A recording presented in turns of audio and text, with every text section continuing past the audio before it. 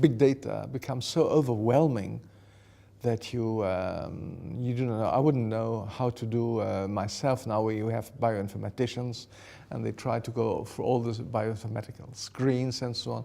And my son is a mathematician, and so we sort of, it's you have no a priori answer to your question. I mean, then again, you can, of course, you can sort of set your screen in such a way that you compare, like in the case which we discussed this morning, you compare challenged insects, non-challenged insects, and then you compare bacterial infection to viral infection. You can rapid response to long-term response and so on. You can subdivide the whole story, and then you see what are the genes which always turn up to be transcribed and what are the proteins.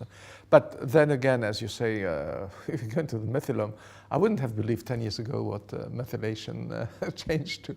But that has come up, and we have to integrate that, and then it nearly becomes endless.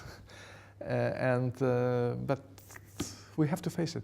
We have to face it if you look at, I remember when I came over, I had a copy of the most recent issue of Science with me, End of Nature, and if you look, as I mentioned already yesterday, if you look at the number of signatures, every good paper has 25 names on it.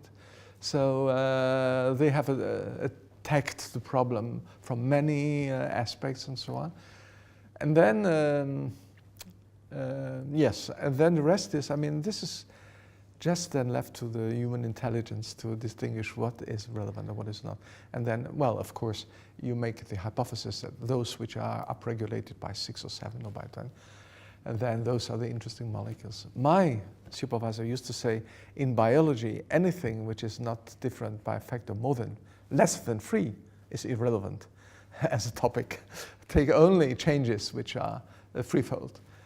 But now, you know, you have 15% in medicine, so 15% increase, 15% increase. Is it relevant? Then it depends. And then, of course, it's even worse for people in the human field in medicine because you can't do experiments there.